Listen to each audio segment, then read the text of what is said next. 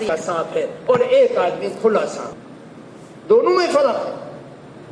وہ جو سامنے سے کھلا سانپ ہے اس دشمن کو دیکھنے والا سمجھ لے گا کہ بھائی سانپ ہے، اور ایک آدمی آستین میں بیٹھ کر یہ کہتا ہے میں تیرا دوست ہوں، اور پھر وہیں سے ٹنگ مار کر اس کو ڈس لیتا ہے۔ تو میرے دوستو، ایک ایمان والا اللہ کی محبت کا اعلان کرتا ہے، نبی کی محبت کا اعلان کرتا ہے، نبی کی قربت کا اعلان کرتا ہے، مومن ہونے کا اعلان کرتا ہے، اسلام کے جھنڈے کو بلند کرنے کی بات کرتا ہے، لیکن اس کے اعمال اسلام اور ایمان کے رائی کے دانے کے برابر بھی قریب نہیں ہوتے۔ میری بات کو معاف کرنا، ان باتوں کو جو میں بتا رہا ہوں ان کو ٹھنڈے دل سے سوچو، کوئی میں حکم نہیں دے رہا ہوں۔ ایک مسلمان اپنے سر پر ٹوپی رکھتا ہے، کیوں رکھتے ہو ٹوپی؟ قرآن میں تو نہیں لکھا ٹوپی رکھو، کیوں رکھتے ہو؟ ٹوپی ہم اس لیے رکھتے ہیں کہ نبی سے محبت ہے۔ اگر آقا کے سر کے اوپر ٹوپی نہ ہوتی ایک بھی مسلمان ٹوپی نہ رکھتا۔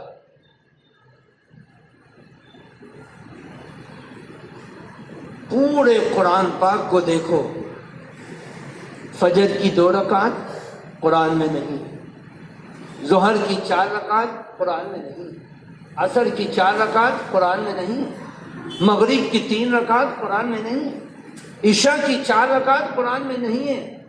لیکن کہاں سے آئی کہ ساری دنیا کا مسلمان فجر کی 2، ظہر کی 4، عصر کی 4، مغرب کی 3 اور عشاء کی 4 پڑھتا ہے؟ کیوں پڑھتا ہے؟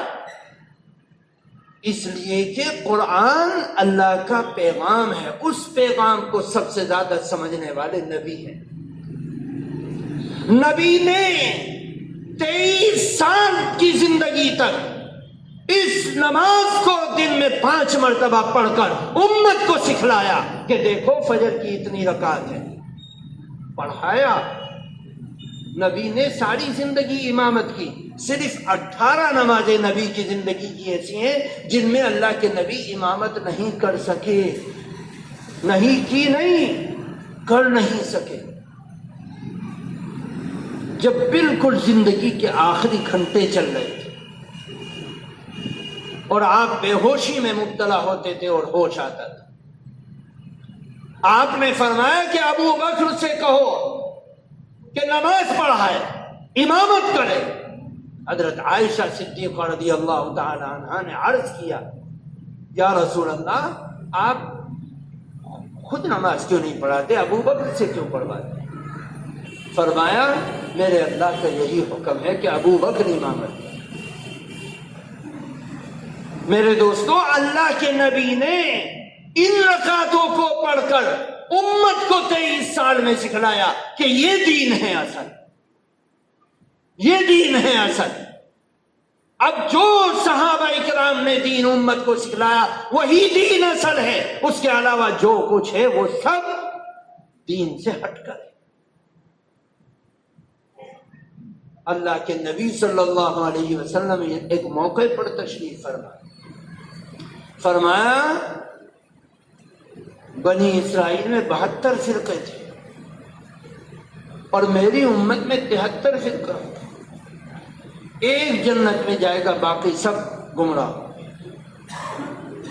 اللہ کے نبی یہ الفاظ فرما رہے ہیں، او کما قال علیہ الصلوۃ والسلام۔ صحابہ کی حالت غیر ہو گئی اور عرض کرنے لگے، یا رسول اللہ وہ ایک فرقہ جو اتنے فرقوں میں جنت میں جائے گا وہ کون سا ہے؟ فرمایا وہ فرقہ ہے جو میرے اور میرے صحابہ کے نقش قدم پر چلے۔ اللہ اور اللہ کے نبی کا نقش قدم کیا ہے؟ یہ ٹوپی ہے، سر پر پگڑی ہے، ٹخنوں سے اوپر پاجامہ ہے یا تہبند ہے، یہ اللہ کے نبی کا نقش قدم ہے۔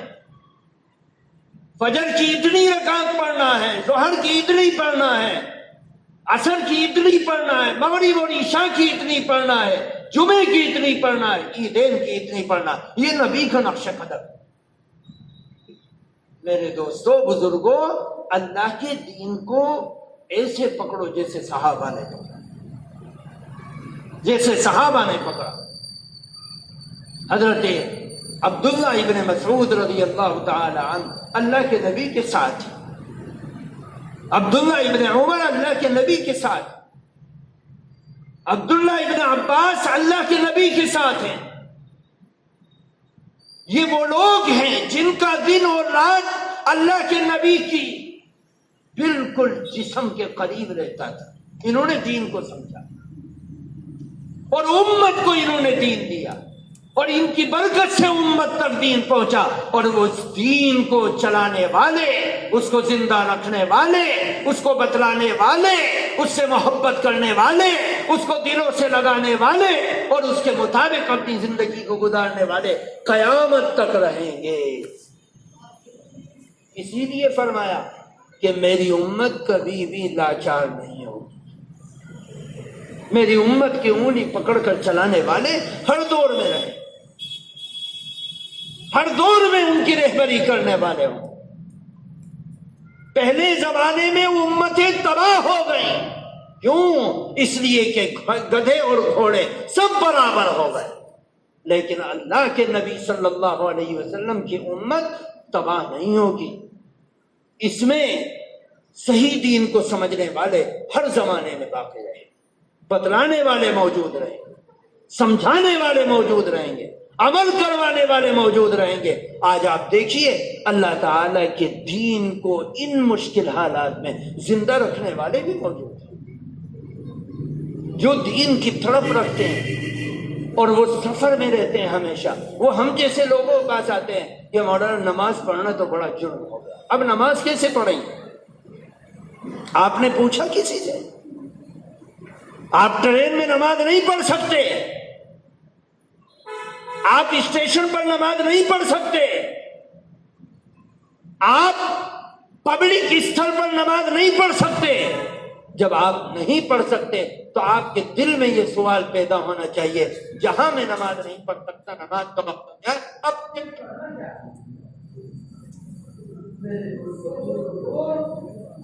اللہ کی دین کی تڑپ رکھنے والے ایک کمزور سا مسلمان اس تڑپ کو لے کر دیکھتا اور ہم جیسے لوگوں کے پاس آتا ہے کہ جی کیا کرنا ہے اب؟ میرے دوستو، ہر زمانے میں سچے دین کو سمجھانے والے لوگ موجود رہیں، اور اس زمانے میں اللہ تعالیٰ کا شکر ہے کہ آپ کو اللہ تعالیٰ نے بہت کچھ دیا ہے۔ جن لوگوں سے 10,000 کلومیٹر دور دارالعلوم ہے، دیوبند ہے، وہ 10,000 کلومیٹر سے اپنے معاملات کو موقوف کر دیتے ہیں جب تک ہمیں جواب نہیں ملے۔ اللہ تعالیٰ نے علماء کی کھیپ تمہارے درمیان میں رکھی، جو تمہیں اچھا بتلاتے ہیں، تمہیں مسائل بتلاتے ہیں، تمہاری نمازوں کو درست کرتے ہیں، تمہاری تبلیغ کو درست کرتے ہیں، تمہارے اعمال کو درست کرتے ہیں، تمہارے معاملات کو درست کرتے ہیں، تمہاری معاشرت کو درست کرتے ہیں، اور تمہیں اچھی باتیں، بھلی باتیں بتلاتے ہیں۔ تم ان کی باتوں کو نظر انداز کر کے سمجھ رہے ہو کہ ہم اللہ کی قربت حاصل کر لیں، نبی کی قربت حاصل کر لیں۔ میرے دوستو، ایک آدمی سینہ چھوڑا کر کے کہے میں حسین سے محبت کرتا ہوں۔ آپ حسین سے محبت کرتے ہیں، امام حسن سے محبت کرتے ہیں، حضرت علی سے محبت کرتے ہیں، بے شک محبت کرتے ہیں، لیکن جو محبت کا دعویٰ کرتے ہیں ان سے پوچھو ذرا اپنے چہرے کو حسین کے چہرے سے مشابہت کر کے تو دکھلا۔ تو اپنی نماز کو حسن کی نماز سے ملا کر دکھلا، تو اپنی زبان کو حضرت علی کی زبان سے ملا کر تو دکھلا۔ تیری محبت کیسی ہے؟ تیری محبت سے نہ تیرے لباس سے امام حسین کی محبت ٹپکتی ہے۔ ایک آدمی کسی فلم کے ایکٹر سے محبت کرتا ہے، اس کی محبت میں اپنی پینٹ کو پھاڑ لیتا ہے، اپنی شرٹ کے ڈیزائن کو بدل دیتا ہے، اپنے بالوں کے انداز کو بدل دیتا ہے، اپنے چہرے کو بدل دیتا ہے۔ کیوں؟ میں نے جس کو ہیرو بنایا اس ہیرو کے مطابق میں نے اپنے سب کچھ چہرے مہرے کو بالوں کو بدل دیا۔ یہ کیسی محبت ہے کہ سینہ چوڑا کر کے کہتا ہے کہ میں حضرت امام حسین سے محبت کرتا ہوں۔ ارے اس محبت کو ثابت تو کر، اس محبت کو ثابت کر۔ تیری محبت علی سے ہے، علی سے محبت کو ثابت کر۔ تیری محبت بے شک امام حسین سے ہے، ارے امام حسین سے محبت کو ثابت تو کر۔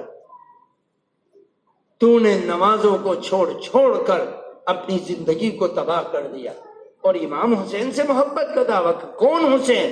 جب کربلا کے میدان میں پانی بند ہو گیا، خون ٹپکنے لگے کہ خاندان نبوت کے جسم کو چھلنی کیا جا رہا ہے، آج نبی کا خاندان لوٹے گا، آج نبی کے خاندان کی گردن کٹے گی، آج نبی کے خاندان کے اوپر خنجر چلیں گے، آج نبی کے خاندان کے جوانوں کی گردنیں کٹیں گی۔ اس وقت ظہر کی نماز کا وقت ہو گیا۔ امام حسین یہ کہہ سکتے تھے، یا اللہ میری زندگی کی ظہر چھٹ گئی اس وجہ سے کہ دشمنوں نے پڑھنے نہیں دی، لیکن یہ علماء بیٹھے، ان سے پوچھو کربلا کے میدان میں لڑائی کے وقت ایک نماز کا وقت آیا جب گردنیں کٹ رہی تھی اور خون ٹپک رہے، صرف 3 ماہ کا بچہ امام حسین کی گود میں شہید کر دیا گیا تھا، جو خاندان نبوت کا سب سے چھوٹا بچہ تھا۔ اس وقت حضرت امام حسین نے کہا کہ لڑائی روک دو اور جاؤ ہمارے دشمنوں کی صفوں میں جاؤ کہ تم اپنے میں سے کسی کو امام بنا لو، ہم اس کے پیچھے نماز پڑھ لیں گے، یا ہم میں سے کسی کو امام بنا لو اور تم اس کے پیچھے نماز پڑھ لو، نماز کا وقت ہو گیا۔ اب تو نماز معاف تھی، گردنیں کٹ رہی تھی، اور کسی ایسے ویسے آدمی کی گردنیں نہیں کٹ رہی تھی، اس کی گردن کاٹی جانے والی تھی جو جنت کے نوجوانوں کا سردار تھا، جو جنت کے نوجوانوں کا سردار بنے گا، جس کی ماں جنت کی عورتوں کی سردار بنے گی، جس کی سرداری کا اعلان نبی نے ببانگے دوہر کیا، آج اس کی گردن کٹنے والی ہے، لیکن اپنے عمل سے پیش کر کے دکھلایا کہ گردنیں کٹتی رہے گی اور کٹتی رہی ہیں، باہر صورت نماز معاف نہیں ہے۔ آج امام حسین سے محبت کا دعویٰ کرنے والے نمازوں کو سڑکوں کے کنارے چھوڑتے پھرتے ہیں۔ یہ کیسی محبت؟ اس محبت میں کیا سچائی؟ یہ محبت نہیں، یہ عداوت ہے کہ نبی کے نواسے کے مشن کو کچل کر، اس کے نانا کے مشن کو کچل کر تم ان سے محبت کا دعویٰ کر رہے۔ تمہاری محبت جھوٹی ہے، جوتے کی نوک پر رکھ کر اچھالی جائے گی۔ تم اس محبت کی وجہ سے ذلیل ہو، یہ محبت تمہیں ذلیل کر دے گی، رسوا کر دے گی۔ میرے دوستوں، بزرگوں، آج تمہارے محلے میں خدا نہ کرے جھگڑا ہو جائے اور تلواریں نہیں، بندوقیں نہیں، صرف لٹ چلنے لگے، کتنے آدمی اس لٹ کے اندر سے چھٹ کر جائیں گے، چلو بھائی نماز پڑھ لو بعد میں لڑ لیو۔ کتنے آدمی ہیں وہ مدینہ سے 2500 کلومیٹر دور امام حسین کے خاندان، نبی کے خاندان کے بچوں کی گردنیں کٹ رہی ہیں، اس وقت نماز کو نہیں چھوڑا۔ ہم آج ان سارے حالات میں اللہ عافیت رکھے، جو لوگ محرم میں یہ سب کرتے ہیں، وہ نماز اور اذان ہوتی رہتی ہے اور وہ محبت کے دعوے کرتے ہیں۔ یہ کیا محبت ہے؟ یہ اللہ کی دشمنی ہے۔ نبی کے مشن کو اور خاندان نبوت کے مشن کو کچلنا ہے۔ اللہ کے ہاں اس کی کوئی حیثیت نہیں۔ میرے دوستو، بزرگوں، دین کو دین والوں سے سمجھو، دین کو دین والوں سے سمجھو، ایمان کو ایمان والوں سے سمجھو۔ آپ کسی رکشہ چلانے والے سے پوچھو کہ بھائی میرے 5 بیٹے ہیں اور 5 بیٹیاں، ان کی وراثت کیسے تقسیم ہوگی، وہ نہیں بتلائے گا۔ آپ اپنی چاہت سے مت چلو، اگر چاہت سے چلو گے تو شیطان تمہیں گمراہ کر دے گا۔ لا تتبعوا خطوات الشیطان۔ میرے دوستو، شیطان تمہیں اپنی چاہتوں پر چلانے کی کوشش کرتا ہے اور تم اس کے بہکاوے میں آ جاتے ہو۔ اللہ اس سے منع کر رہا ہے۔ یہ گمراہ کر دے گا، یہ برباد کر دے گا، یہ کہیں کا نہیں چھوڑے گا، تباہ کر دے گا۔ میرے دوستو، تمہارے درمیان میں علماء ہیں، دیندار ہیں، تمہیں اگر یہاں سے تسلی نہیں، آگے چلے جاؤ، سہارنپور چلے جاؤ، وہاں سے تسلی نہ ہو دیوبند چلے جاؤ، اور جہاں سے تسلی ہو وہاں چلے جاؤ، اور صحیح رہبری کے راستے پتہ کر لو اور ان راستوں پر چلو۔ وہ تمہیں تباہی سے بچانے والے ہیں، کیونکہ تمہارے شہر میں دین اللہ کی طرف سے آیا ہے اور علماء کی طرف سے آیا ہے۔ اس کو سمجھو۔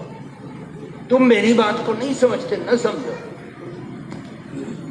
لیکن چل کر دیکھو، کوشش کرو، محنت کرو، اپنے اللہ کی زمین کو اپنے گناہوں سے پاک کرو۔ یہ حضرات میرے پاس آئے اور انہوں نے کہا کہ اس طریقے سے معاشرے کی اصلاح کے بارے میں گفتگو ہے۔ میں نے کہا بھائی تم نے لیٹ کر دیا، مہینوں سے کام ہونا چاہیے،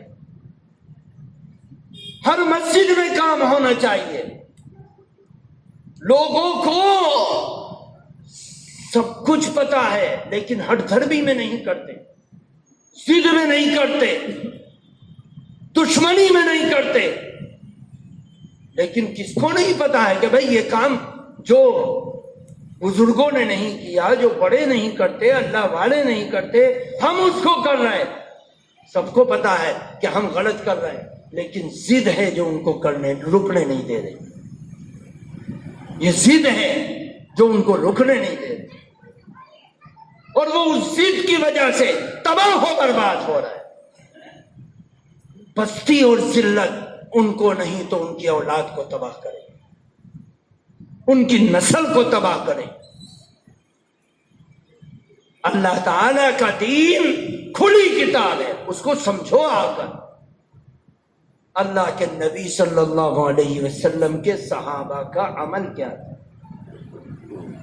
اللہ کے نبی صلی اللہ علیہ وسلم فرما رہے ہیں جو کام نبی نے بتلایا وہ کرو۔ ہمارے معاشرے کے اندر محرم میں طرح طرح کی باتیں ہوتی ہیں اور ہم غلط سلط کرتے ہیں کہ یہ بھی دین ہے اور یہ بھی کام ہے اور یہ بھی کرنا چاہیے۔ میرے دوستوں، صحیح دین محرم کے اندر کیا ہے اس کو سمجھو۔ محرم میں صحیح دین کا کام اللہ کے نبی صلی اللہ علیہ وسلم نے فرمایا روزہ رکھو، 10 محرم کا، یوم عاشوراء کا۔ اور پہلے زمانے میں پہلی امتوں پر اللہ تعالیٰ نے اس روزے کو فرض کیا تھا، لیکن امت محمدیہ پر اللہ تعالیٰ نے فرض نہیں کیا، لیکن نبی نے فرمایا کہ رکھو اور رکھ کر دکھلایا۔ یہ کام دین ہے، یہ کرو، لیکن نہیں ہم دوسرے کاموں میں لگ جائیں۔ اپنے محلے کو، اپنے شہر کو، اپنے علاقے کو ان چیزوں سے پاک کرو. پاک کرو گے تو صحیح دین تمہاری نسل میں اترے گا، اور وہ صحیح دین تمہاری نسل کو آباد رکھے گا، سرسبز و شاداب رکھے گا. اللہ کے نبی صلی اللہ علیہ وسلم کے اسی مشن پر چلنے والے چلتے رہے. پھر ایک حادثہ پیش آیا. ہمیں صرف محرم کے مہینے میں امام حسین کی شہادت کا پتہ ہے، لیکن ہمیں یہ نہیں پتا کہ اسی محرم کے مہینے میں حضرت عمر بن خطاب رضی اللہ تعالی عنہ کو شہید کیا گیا. امام حسین کو تو کربلا کے میدان میں شہید کیا گیا، لیکن حضرت عمر رضی اللہ تعالی عنہ کو نبی کی محراب میں نبی کے مصلی پر شہید کیا گیا. وہاں ان کے اوپر حملہ کیا گیا اور ان کے خون کے قطرے نبی کے مصلی پر گرے، جو نبی کا مصلی قیامت کے دن گواہی دے گا عمر کی شہادت کی.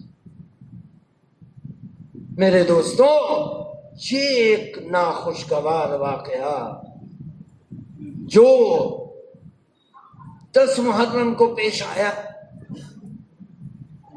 وہ ایک رواج بعد میں پکڑا گیا. حضرت امام حسین رضی اللہ تعالی عنہ کی شہادت ہوئی. شہادت کے بعد آپ کے بھتیجے تھے، آپ کے بیٹے تھے، وہ اس دنیا میں جوان ہوئے، بڑے ہوئے. انہوں نے تو یہ سب کام نہیں کیے کہ 10 محرم میں انہوں نے فیرنی بانٹی ہو، یا انہوں نے کوئی مجلس لگائی ہو، یا انہوں نے کوئی کام کھیلا ہو، یا انہوں نے کوئی کام کیا ہو. عام مسلمان جیسے اس دنیا سے چلے جاتے، وہ گئے اور ایک جانے والی چیز وقت سے پہلے چلی گئی، معاملہ ختم ہوا. قیامت کے دن اب اللہ کے دربار میں فیصلہ ہوگا کون کس طریقے سے پھنسے گا اور کون کیسے پھنسے گا. کیا فیصلہ کر سکتے ہیں؟ اور ہم اچھے اور برے کو کیسے پہچان سکتے ہیں؟ ہمیں پتا ہے کہ قاتلین حسین اللہ کی ناراضگی میں جہنم میں جائیں گے.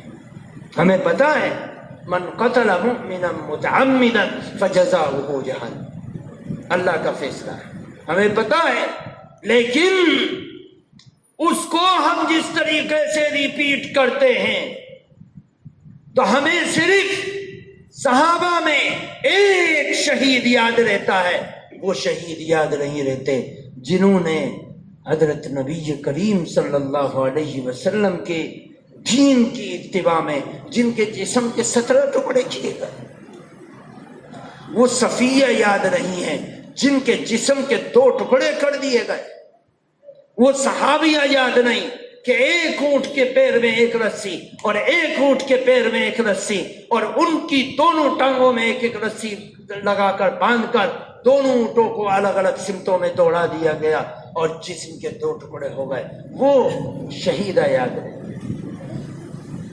ہم ایک شہید کو یاد رکھتے ہیں، ہمیں پتا نہیں کہ وہ کون سے صحابہ تھے جن کی لاشوں کو اکٹھا نہیں کیا جا سکا. ایک کنویں کے اوپر ان کو قتل کر دیا گیا اور جانوروں نے ان کی لاشوں کو نوچ نوچ کر کھا دیا. ہمیں ان لوگوں کا پتہ نہیں، ہمیں ان کا پتہ نہیں جن کو قیصر کے دربار میں قتل کر دیا گیا. ہمیں پتہ نہیں ان لوگوں کے بارے میں جو کابل کے پہاڑیوں پر اللہ کے پیغمبر کے دیوانے شہید کر دیے گئے. ہمیں پتہ نہیں کہ ایران کے بازاروں میں کن کو قتل کیا گیا. ہمیں پتہ نہیں حضرت ابو ایوب انصاری جو نبی کے میزبان تھے، سب سے پہلے نبی کی ضیافت کرنے والے مدینے میں تھے، ان کی لاش کو کہاں دفنایا گیا ہمیں نہیں پتا. ہمیں ایک صرف یاد ہے، امام حسین. میرے دوستو، ہم لوگوں کے ذہنوں پر ایک چیز بٹھا دی گئی.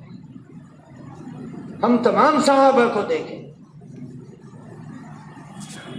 میں یہ نہیں کہتا کہ کس کی شہادت بلند ہے کس کی شہادت بلند نہیں ہے، میں یہ فیصلہ کرنے کا حقدار نہیں، یہ تو اللہ کرے گا، نہ تم کر سکتے ہو نہ میں کر سکتا ہوں۔ لیکن یاد رکھو، نبی کے قدموں پر اپنی جان کو نچھاور کرنے والا چاہے کوئی مزدور بھی ہو، اس کی شہادت اللہ کے ہاں بڑا مقام رکھتی ہے۔ کسی کو گھٹانا اور بڑھانا یہ ہمارا کام نہیں ہے، اللہ تعالیٰ کے ہاں مقام ملے گا۔ کون بلند ہے؟ دو جانوروں کے اندر جس کی رسی کو باندھ کر جسم کے دو ٹکڑے کر دیے گئے، وہ بلند ہے یا کوئی اور بلند ہے؟ میں نہیں جانتا۔ شہادت تو عمر کی بھی ہوئی، شہادت تو عثمان کی ہو گئی، جن کو بھوکا اور پیاسا تڑپتا ہوا شہید کر دیا گیا۔ شہادت تو سعید بن جبیر کی بھی ہو گئی، جن کو منافقین کے دربار میں بے سر و سامانی کے عالم میں قتل کر دیا گیا۔ شہادت تو حضرت سلمہ بن اکوع کی بھی ہوئی، جن کو ان کے ملک سے سینکڑوں کلومیٹر دور لے جا کر شہید کر دیا گیا۔ شہادت تو حضرت خباب کی بھی ہوئی، جن کو سولی پر مکے میں چڑھا کر ان کی زندگی کے انتہا کو ختم کر دیا گیا۔ شہادت تو ان کی بھی ہوئی۔ میرے دوستو، اللہ کے نبی صلی اللہ علیہ وسلم کی زندگی میں 265 یا 64 صحابہ شہید ہوئے، ان کا کوئی مقام نہیں، جن کے شہید ہونے کے بعد اللہ کے پیغمبر نے فرمایا، اے میرے صحابہ، فلاں میرا صحابی شہید ہو گیا۔ اس کے جنازے میں 70,000 فرشتے تھے، 70,000 فرشتے جنازے میں چل رہے تھے۔ کتنا بڑا مقام ہوگا۔ میرے دوستو، ہمارے ذہن پر سے سارے صحابہ کی عظمت کو نکال کر ایک صحابی کی عظمت کو بٹھایا گیا، جو اللہ کے دین کے باغیوں کی سازش ہے، باغیوں کی سازش ہے۔ اس کو سمجھو، دین کو اتنا لو جتنا اللہ کے نبی نے بتلایا۔ نماز اگر آپ ہر وقت پڑھنے لگے تو آپ ثواب پا لیں گے؟ نہیں پائیں گے، یہ یاد رکھیے گا۔ فجر سورج طلوع ہونے کے وقت نماز پڑھیں گے، ثواب نہیں ملے گا۔ زوال کے وقت نماز پڑھیں گے، ثواب نہیں ملے گا۔ آپ نفل پڑھیں گے ان اوقات میں، ثواب نہیں ملے گا۔ ماں باپ آواز دے رہے اور آپ فرض نماز کی بھی نیت مانیں گے، اللہ تعالیٰ کا شریعت کا حکم ہے کہ فوراً نماز توڑو اور جاؤ۔ نفل تو کچھ بھی اہمیت نہیں رکھتی، ہر چیز کی ایک انتہا ہے۔ قرآن کی تلاوت، نماز کھڑی ہو گئی اور آپ فرض نماز کھڑی ہونے کے بعد قرآن کی تلاوت کر رہے ہیں، کوئی حیثیت نہیں، آپ فرض نماز میں جائیے۔ ماں باپ آواز دے رہے، آپ قرآن کی تلاوت کر رہے ہیں، نہیں چھوڑو، جلدی جاؤ ان کے پاس۔ ہر دین کی ایک ایک چیز کا اللہ تعالی نے مقام رکھا ہے، اس کو پہچانو۔ آپ مقام سمجھتے نہیں، آپ نے بس یہ دل میں بٹھا لیا کہ بس ایک چیز نماز ہی پڑھنی ہے ساری زندگی، قرآن کی تلاوت کرنا ہے۔ ماں کی کوئی اہمیت نہیں، باپ کی کوئی اہمیت نہیں، رشتے ناتوں کی کوئی اہمیت نہیں، تعلق داریوں کی کوئی اہمیت نہیں، بیماروں کی کوئی اہمیت نہیں، مجبور اور مقہور کی کوئی اہمیت نہیں، بس مجھے تو ایک کام جو کرنا ہے وہ کرنا ہے۔ یہ دین نہیں ہے، یہ دین نہیں ہے۔ معاف کرنا، میرے آقا نے فرمایا کہ میں کاش میری ماں زندہ ہوتی اور میں فجر کی نماز کی امامت کرتا ہوتا اور میری ماں اندر سے آواز دیتی، میں نماز توڑ کر اس کے پاس جاتا، لبیک یا امی۔ اللہ کے نبی کا دین یہ ہے، اس کو سمجھو۔ دین کی ہر چیز کا مقام ایک طرف رکھا گیا کہ اس کو، اس عبادت کو یہاں تک ادا کرو، اس سے آگے مت لے جاؤ۔ اس سے آگے لے جاؤ گے تو میرے دین کے اندر تم اپنی خواہش کو داخل کرو گے۔ ہم نے منکرات کو داخل کر لیا۔ میرے دوستو، یہ دین نہیں ہے، اس کو سمجھو۔ دین کو جس طریقے سے دین بنا کر صحابہ کے ذریعے سے ہم تک پہنچایا گیا ویسے ہی رکھو، اس کو ختم مت کرو۔ کوئی آدمی فرض نماز کے بعد